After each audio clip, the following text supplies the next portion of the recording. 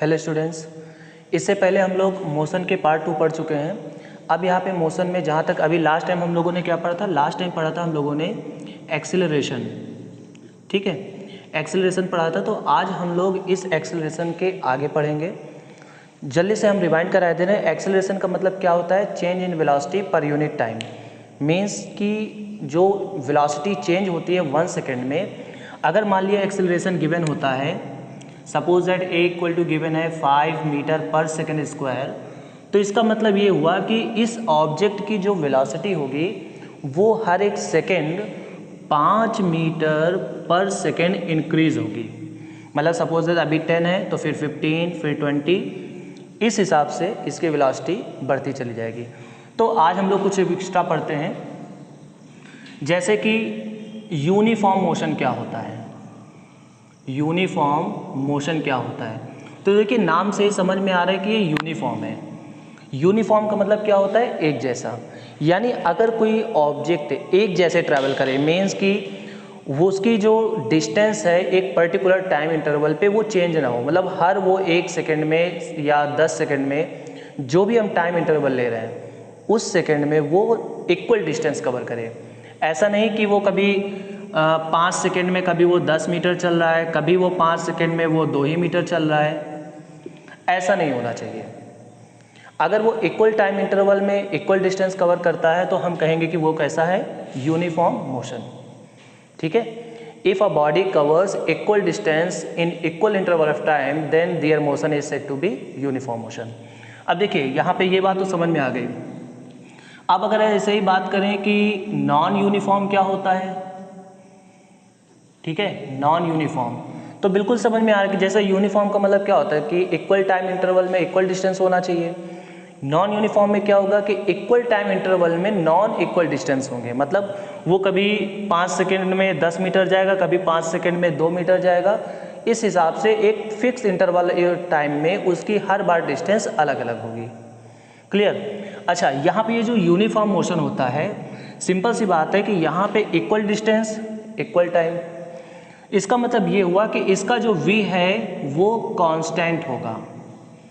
v constant होगा, यानी उसकी वेलोसिटी कांस्टेंट होगी, और वेलोसिटी कांस्टेंट होने का मतलब एक्सेलरेशन 0 होगा। इतनी बात समझ में आ गई। अब देखिए, आगे हम लोग क्या पढ़ेंगे? ग्राफ के बारे में। देखिए, बहुत ही ज़्यादा इंपॉर्टेंट टॉपिक है। ग्राफ के बारे में पेपर से 1 या 2 क्वेश्चन ग्राफ से पूछा जाता है, इस वजह से आपको ग्राफ को भी अच्छे से तैयार करना है। सबसे पहले समझते हैं कि ये ग्राफ क्या होता है। तो ग्राफ एक ऐसा कर्व होता है जो दो फिजिकल क्वांटिटीज़ के बीच में रिलेशन को डिफाइन करता है। मतलब सपोज दैट अगर ये फिजिकल क्वांटिटी चेंज हो रही है तो इसके कंपेयर में ये वाली फिजिकल क्वांटिटी किस हिसाब से बदलेगी, बढ़ेगी या कम होगी, ये हमें बताता है ग्राफ। चलिए एक छोटा सा एग्जांपल लेते हैं। जैसे मान लें कि मान लिया ये हमने बनाया VT graph, velocity time graph. Clear? अब हमने इस ग्राफ को इस हिसाब से बना दिया। अब देखिए, सबसे पहले ग्राफ को हमें समझना पड़ेगा। अगर ग्राफ को एक बार समझना आ गया आपको तो आप इससे रिलेटेड सारे क्वेश्चन लगा लोगे। देखिए, ऊपर जाने पर यहाँ पे वेलोसिटी बढ़ेगी और आगे जाने पर टाइम बढ़ेगा। अब इस ग्राफ को ध्यान से देखिए, ये ग्राफ ना तो ऊपर जा रहा है ना तो नीचे आ रहा है, केवल स्ट्रेट लाइन जा रहा है। इसका मतलब ये हुआ कि वेलोसिटी ना तो इंक्रीज हो रही है और ना ही डिक्रीज हो रही है एज इंक्रीज इन टाइम। जैसे जैसे टाइम बढ़ रहा है तो वेलोसिटी ना तो बढ़ रही है ना ही घट रही है। इसका मतलब क्या हुआ? इसका मतलब ये हुआ कि वेलोसिटी कांस्टेंट है, चेंज नहीं हो रही, और वेलोसिटी कांस्टेंट का मतलब एक्सेलरेशन 0 है। क्लियर? अगर मान लिया हमने ग्राफ ऐसे बना दिया इस तरह से, तो इससे क्या पता चल रहा है कि टाइम भी बढ़ रहा है क्योंकि ग्राफ आगे भी जा रहा है और ग्राफ ऊपर भी जा रहा है, यानी वेलोसिटी भी बढ़ रही है। ठीक? तो इसका मतलब ये हुआ कि अब वेलोसिटी कांस्टेंट नहीं है। कांस्टेंट का मतलब होता है वो ना तो इंक्रीज हो ना ही डिक्रीज हो। यहाँ पे वेलोसिटी भी बढ़ रही है, तो इसका मतलब ये हुआ कि जो वेलोसिटी है वो कांस्टेंट नहीं है। दैट मीन्स कि एक्सेलरेशन कांस्टेंट है। कोई पर्टिकुलर एक्सेलरेशन काम कर रहा है, लाइक 5 मीटर पर सेकेंड स्क्वायर, 10 मीटर पर सेकेंड स्क्वायर, इस हिसाब से यहाँ पे काम कर रहा है। तो ग्राफ समझ में आ गया कि ग्राफ एक ऐसा कर्व होता है, graph is a curve which define the relation between two physical quantities, जो दो फिजिकल क्वांटिटीज के बीच में रिलेशन को डिफाइन करता है। जैसे ये वाला ग्राफ वेलोसिटी और टाइम के बीच में रिलेशन को डिफाइन कर रहा है कि टाइम के रिस्पेक्ट में वेलोसिटी में क्या क्या चेंजेस हो रहे हैं। क्लियर।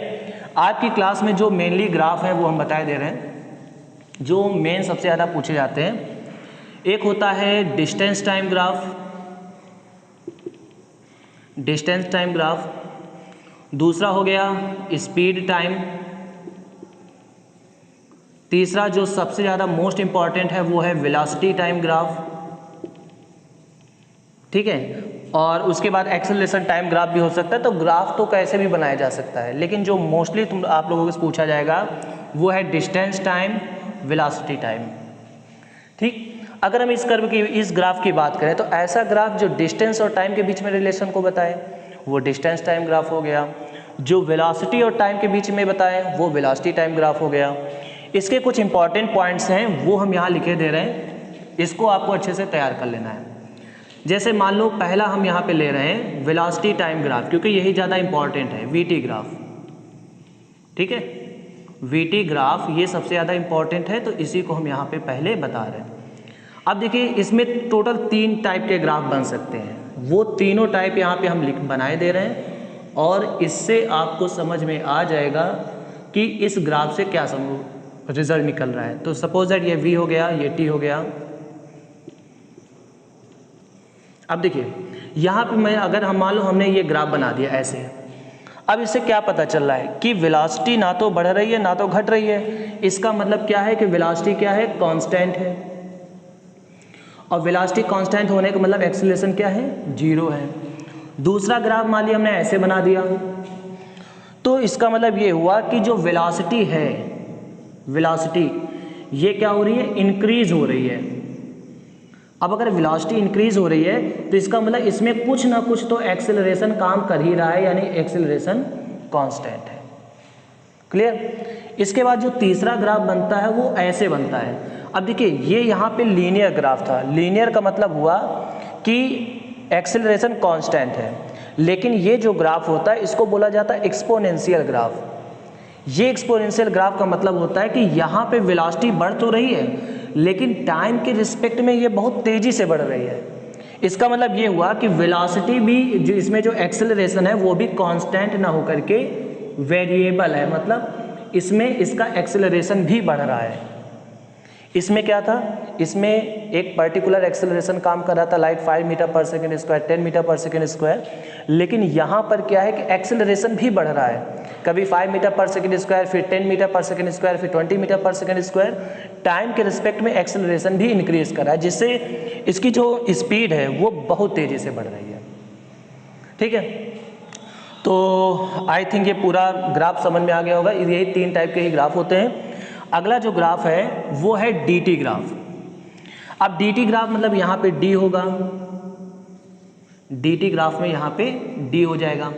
अब देखिए यहाँ पे सपोज दैट मान लेते हैं इसको डिस्टेंस मान लो या डिस्प्लेसमेंट मान लो।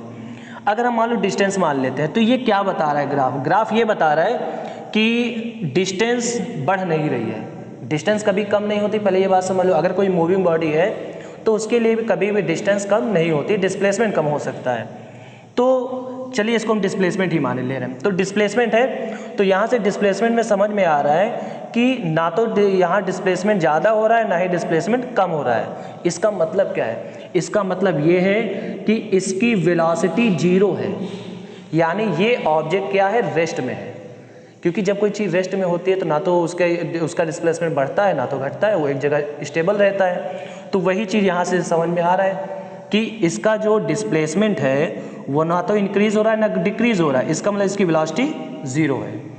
अब यहाँ पे बात करें तो यहाँ से साफ साफ समझ में आ रहा है कि जैसे जैसे डिस्प्लेसमेंट बढ़ रहा है वैसे वैसे टाइम बढ़ रहा है, या जैसे जैसे टाइम बढ़ रहा है वैसे वैसे डिस्प्लेसमेंट बढ़ रहा है। इसका मतलब ये हुआ कि इसकी जो वेलोसिटी है वो कांस्टेंट है, एक कांस्टेंट वेलोसिटी से चल रहा है, और कांस्टेंट वेलोसिटी होने से का मतलब है कि इसका एक्सेलरेशन 0 है।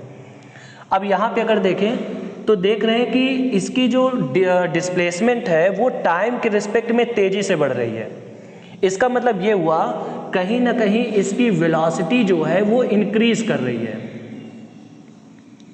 वेलोसिटी इंक्रीज कर रही है, और एक्सेलरेशन समथिंग कुछ है, जो भी है कुछ भी हो सकता है, लेकिन एक्सेलरेशन जीरो नहीं है।